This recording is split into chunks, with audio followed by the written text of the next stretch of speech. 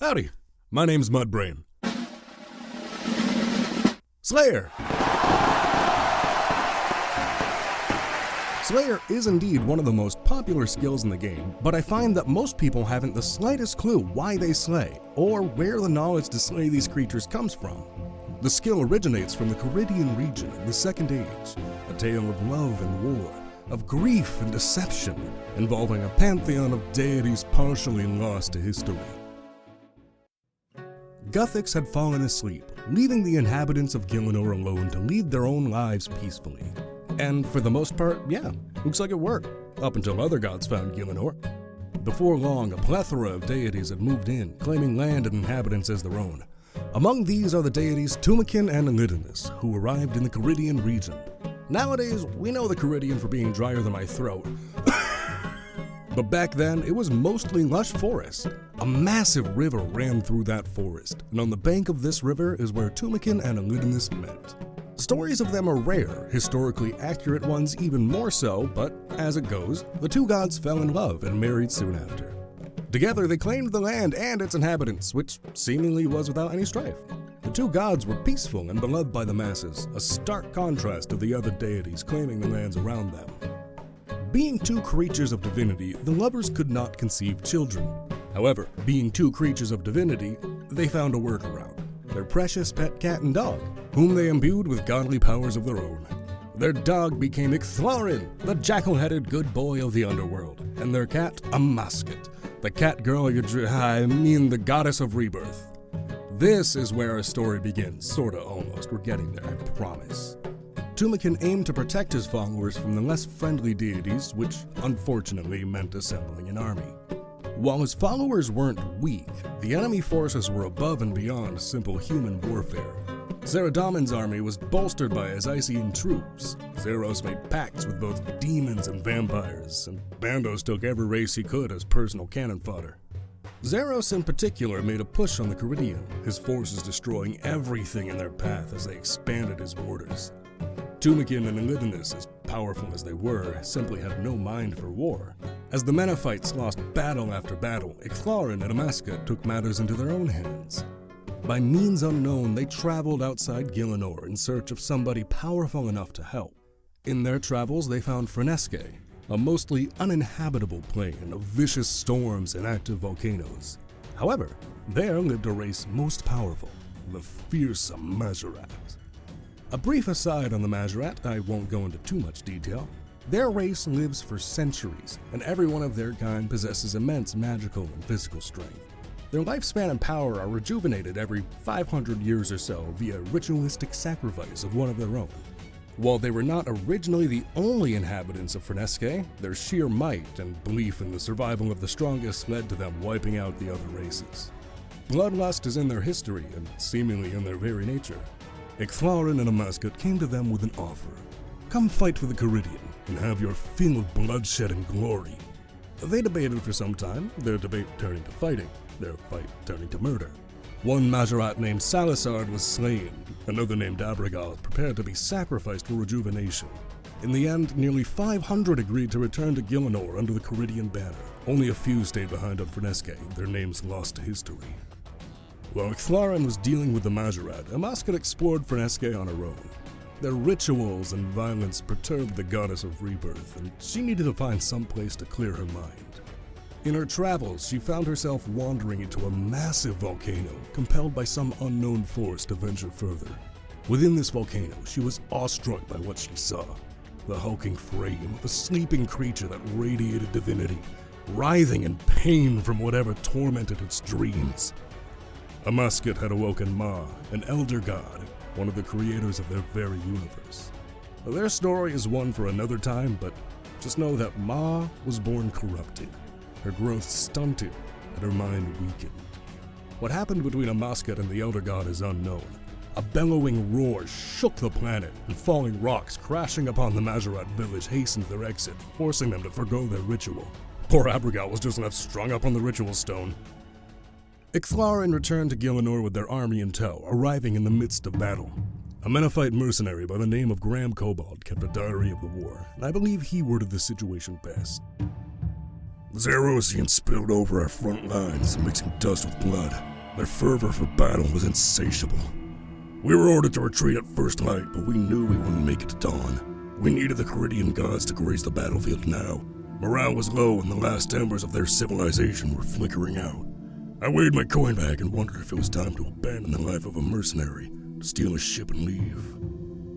We were blinded momentarily by a burning light, and the ground began to rumble. A wind came rolling across the plains like a tidal wave, drowning out the cries of war. The light spread like a flame burning through parchment, opening a tear in the very fabric of the world. From that yawning rift, a small army marched forth, the ground quaking beneath their feet. A figure held the portal open, the head of a jackal atop its shoulders. Ixthlarin had returned, and he had brought reinforcements. It was a turning point in the Caridian-Zerosian War. Ixthlarin's warriors crashed into the Zerosian forces. Their commanders were terrifying to behold, mighty sorcerers whose names sounded foreign to our ears. The army gave them a new name, the Stern Judges. The war against Zeros continued on, with the Majorat bolstering the Menethite forces, but it's in their nature to follow the strongest. After a few years, Zeros' might was enough to cause a schism among the Majorat, with the majority defecting to the Empty Lord. The advancing forces pushed the Menethite to the south with their turncoat Majorat.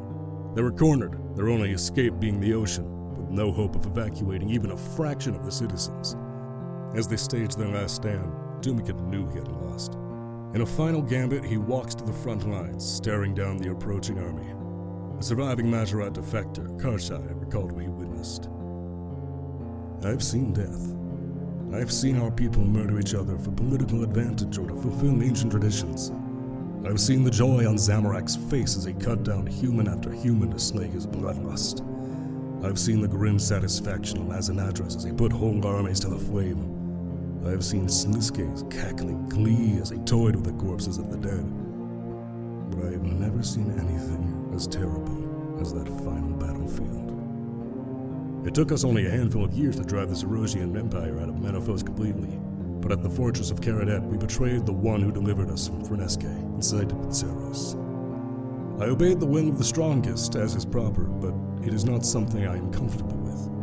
We emerged from the fortress and with the might of the Zerosian army pushed the Menophites and a small number of our kin who had not defected back into Menaphos once more.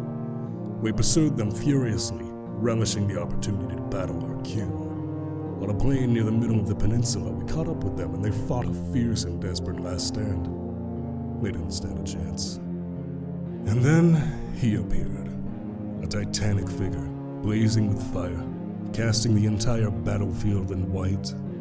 Both sides fell back from the giant as he knelt down and ran his burning fingers through the soil.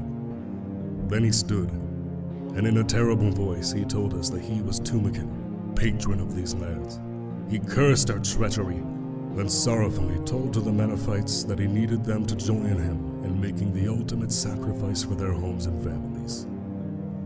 Then he raised his arms to the sky, and the light from his body grew brighter until nothing could be seen. And then his body exploded into fire, and I passed out. When I awakened, the battlefield was a smoking, smoldering mess. Heaps of ash lay all over the battlefield. At first, I did not know how I survived, but soon it became clear that Azanadra had erected a magical shield around those of us in range. The rest of our people, the Zerosian Legion and the Menophites, were merely smoking remains. Nearly 500 of us left Freneske, and now there were less than 100 left. Despite the shields, we were wounded and exhausted and had no choice but to retreat. As we returned to Karadet, the extent of Tumikin's final act became clear. What had been a lush and fertile land had become a desert. It wasn't worth traversing the desert to head to the Menophites. Tumikin had sacrificed himself and half his lands to save the remainder. Amasket's descent into madness was a slowly ticking time bomb. After returning from Freneske on her own, she continued to fight alongside the Menophites as normal. She and Ixthlarin still upheld their duties in the underworld, him guiding souls to the afterlife, and her leading the worthy back to Gielinor. Her father's sacrifice didn't seem to bother her disturbingly. It wasn't until the death of Pharaoh Queen Senlatin that her mind had finally snapped. Her encounter with Ma had left her broken, the Elder God's corruption infecting Amasket's mind. The constant barrage of death and destruction, loss after loss after loss. It all grew this seed of corruption planted within her. She grew jealous and paranoid, her divine mind forming complex plans of vengeance. Amasket abandoned her role as the goddess of rebirth, manifesting her anger upon her brother for starting all of this, and declared herself the Devourer. She set beasts upon the underworld to massacre souls, forcing Ixthlarin to personally guide them instead of aiding in the war. Her wrath led to her destroying her own temples, and it was at this point her clergy had turned against her. The high priests of Amasket, along with Ixthlarin's help, bound Amasket to a human body, limiting her powers. Unfortunately, they weren't limited enough to prevent her from cursing each of the priests, transforming them all into cats. At this point, it's just a back and forth between the two siblings, as Ixthlarin grants these priest cats immortality to piss her off even more. As a fun side effect, a combination of time and madness caused Amasket to lose track of the cat priests, leaving her terrified of all cats. Seemingly, she went into hiding after this, going unseen throughout the majority of the Third Age. A little weird considering how chaotic the Third Age is, but she must have had something planned. Flash forward 100 years or so. Tumakin's sacrifice had scorched the Caridian. With their leader gone, Menophyte society began to crumble. Infighting between the desert dwellers alongside an alarming increase in monsters all across the region made daily life a bit of a struggle. Within the southern city of Uleg, a warrior couple, Fiza and Cadillacs, were approached by a mysterious woman with an offer.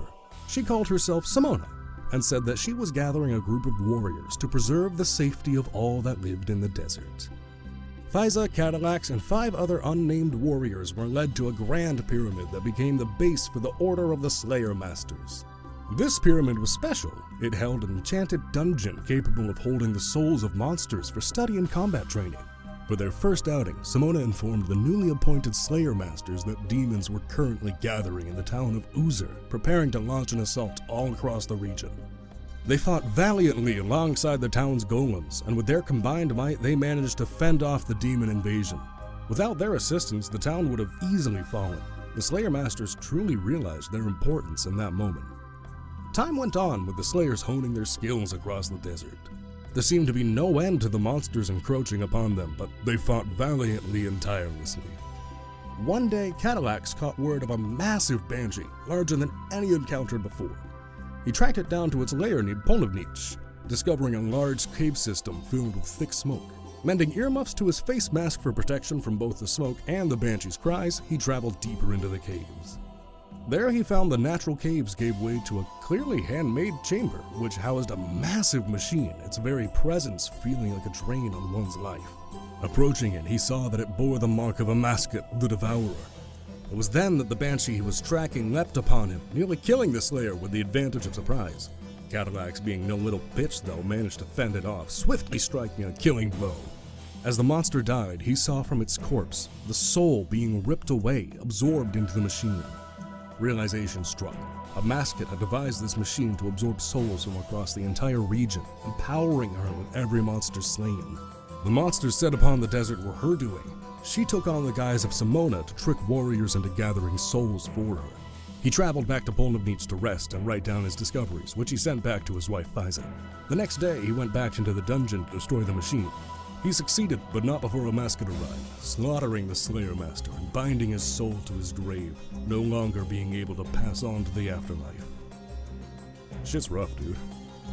Like, ever been so mad at someone you just say, fuck you, I'm gonna kill you and you don't get to go to heaven? That's rough. When word reached the rest of the Order, the Masters quickly hatched a plan of action. Each one would venture forth into the world and take a disciple under their wing to further spread the knowledge of Slayer. Unfortunately, Fiza, stricken with grief, waited a little too long to leave the pyramid. Amasket arrived, gloating about her murder of Cadillacs, sparing no details for her. Fiza knew she wouldn't fare well, but in her fury, she lunged at Amasket, hoping to use all of her might to take down the Devourer once and for all. Amasket swatted her aside like a bug. There was no battle. As a final kick in the dick, she bound Fiza's soul to the pyramid, as she had bound Cadillacs' to his grave. The two lovers could not pass on to the afterlife, could never again be reunited. Fortunately, the other Slayer Masters escaped successfully, and Slayer existing to this day is proof that their efforts were not in vain. Nowadays, there are a multitude of Slayer Masters all across Gielinor, each one catering to a different demographic of Slayers. The Masters differ slightly across the two versions of the game, Old School and Runescape 3, so bear with me here. I'll tackle the differences on a Slayer-by-Slayer basis. When an adventurer starts their Slayer grind at a low level, they'll often first meet with Terrel. He is a kind gentleman living in Berthorpe who's more than happy to help a budding Slayer start their journey. His weapon of choice is a steel halberd. Yes, this is odd, but you'll find that it's a trend with Slayer Masters. Like most Slayer Masters, he traveled the world a fair bit in his youth, but he settled down in Berthorpe to raise his daughter and take on the mantle of Slayer Master. His tasks are the easiest, but this doesn't mean his skills are to be doubted. This is where things get a bit funky, as in Old School, Terrel's still alive and well in his Berthorpe home. However, in RuneScape 3, Terrel, along with a few other Slayer Masters and some other notable characters, passed in battle against the Mazharat Lucian during Walgothic Sleeps. Statues in their honor were constructed in Falador Park and other locations across Gielinor. I'd like to say he tested Lucian's skills, truly showed what it meant to be a Slayer Master, but it was a slaughter. That's a story for another time, though. Two other masters, Duradel and Mashna, fought alongside him, but only Mashna survived. Terrel is succeeded by his daughter, Priya, though again, things differ between games. In Old School, she takes up the mantle of Slayer Master in Draenor, while her father is still going strong in Berthorpe. Her tasks are much the same as her father's, with the exception of one creature, the Sour Hog. Instead of a steel halberd like her father, she seems to use a modified version of Carol's crossbow. Spria's upbeat and helpful, assisting the adventurer when they get murked by Sour Hogs during a portion of interest. She talks highly of her father, though neither of them seem to mention her mother. In RuneScape 3, she comes across a bit sassier, and her attire mirrors her father's. When Terrel passes in battle, she takes the mantle of the beginner Slayer Master in Berthorpe. She doesn't talk about her father much afterward. From here, most Slayer Masters would go on to Mashna, who resides in Canifis. If you'll notice, the only demons residing in all of Mauritania are the abyssal demons within the Slayer Tower. That's because Mashna chased all the other demons out. He, alongside his temporary replacement Actrin and the demon butler Alathazdrar, come directly from Infernus, the birthplace of all demons. While Mashna doesn't talk about himself much, Actrin reveals that the two of them get along pretty well. Mashna has an ear for gossip, spending his free time at the Hair of the Dog Tavern, and is at least a little tolerated by the local werewolves. All around, swell guy. As for the elephant in the room, yes, he is a demon. No, I do not know what kind. Demon races get funky, with Chthonians, Infernals, Avernix, and everything above, below, and in between. Lore with demons gets complicated. For instance, abyssal demons are actually lesser Chthonian demons, which are a race of voracious consumers that absorb the abilities of their victims and once overthrew and ate their overlords, the now extinct infernal demons, before being upstaged by a coup from the Avernic demons assisted by Zamorak, resulting in a 20-year war that banished the Chthonians to the abyss and established demons as a staple in Zamorak's forces and spread them throughout Gielinor as the lesser, greater, and black demons we know today. I did it. Demon lore is gonna be for another time. Mashna's pretty chill though. Sorry about that tangent, demons get me all riled up. Next in line for the average Slayer would be Vanica, a familiar face to us all. This strapping lad taught every competent adventurer I know, myself included, how to slaughter giant rats with the greatest of ease. Boasting a combat level of 147, a strength level of 112, and a mythical ability to one-hand a two-hander, he's everything I could want in a husband and a Slayer Master. He trained underneath Duradel himself, showing great prowess and quickly proving himself as a Slayer Master. However, Duradel remained the holder of the Slayer Cape, and for Vanica, that just wasn't enough. One day, he challenged his master to a duel for the cape, figuring that after all these years, he'd know Duradel's combat style better than anybody. Duradel accepted, and while details of the fight are unknown, Vanica fought well until Duradel revealed his secret weapon. Little did he know he had dragon claws. Real shit, the two fought and Duradel swapped out his rune claws for dragon claws. After getting his ass handed to him, he exiled himself to Tutorial Island, becoming the combat tutor we all know and love. This info comes from Postbag from the Hedge, a segment on the website where players would ask questions to in-game characters and Jagex would respond in character, and it really fucking needs to come back, Jagex. Sorry, was about to go on another tangent. Back to Slayer. The next master is Chaelder, the fairy girl in Zenaris. There's not a whole lot to say about her. She's Gothixian, like most fairies. She kinda sucks as a Slayer Master, to be honest. I hated using her when I was in that combat range. I only ever got blue dragons, like some people enjoy blue dragon tasks, but at a low level, I didn't like them, man. I don't think any of her dialogue's different from the other Slayer Masters, but she just comes across as overtly sassy to me. Bad vibes all around, man. Bad fairy vibes. And finally on to my boy, the one and only Terrel. A single father, a man of mystery, possibly the deadliest human of his time, and gone far too soon. He keeps his early life unknown, as he took a questionable path to becoming top Slayer Master, and he doesn't wish for adventurers to be tempted to do the same. What's next is only speculation, but hear me out. After Terrel passes in the fight against Lucian, his successor is a warrior named Lapaloc. Not much is known about him either, except that he is a devout follower of none other than Amasket herself. Talking to Terrel before his final fight, he reveals that he can't actually leave his hut due to some curse. Additionally, as previously stated, this guy had a pair of dragon claws before anybody else. Literally a year before they released, he had them. My theory is that he either cut a deal with or pissed off Amasket, resulting in him having stronger monsters to fight before anybody else, such as tormented demons, allowing him to prove his might as the best Slayer Master in the world with ease. In return, he must fulfill his role as Slayer Master for as long as he lives, in order to feed more souls to Amasket, or, something like that. Dude's dead now. Now on to the Funky Masters, also being old school specific. Castilia sits behind bars in Edgeville's minuscule prison, telling adventurers to risk their lives in the wilderness for her amusement. Her age and history is largely unknown, save for one particular event recounted by a ghostly victim of hers. Laren was a merchant of incredible wealth, massive balls, and relatively small brains. He stored his wealth in 2 different chests within the wilderness, thinking that the dangers of the land would be enough to dissuade any ne'er-do-wells. Of course, the wilderness being the lawless land it is, ne'er-do-wells make up 99% of the population. The pirates that roam the northern coast soon discovered the merchant's booty, but weren't strong enough on their own to overpower Laren and his entourage. They recruited the dubious yet incredibly powerful witch, and with her assistance, Laren didn't stand a chance. The only odd bit is that Castilia didn't take any of the loot. The girl just did it for fun.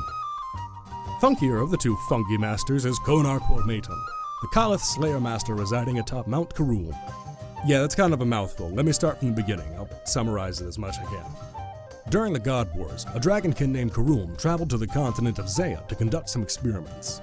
His experiments resulted in the creation of various creatures, namely worms, drakes, and hydras, culminating with the alchemical hydra. Karul was quite proud of his final creation, but since he couldn't replicate it, he deemed the whole lot a failure and abandoned it.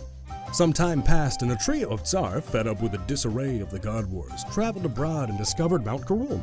They set up base in the volcano, prolonged exposure turning them a bright blue like the sulfurous magma that flowed around them.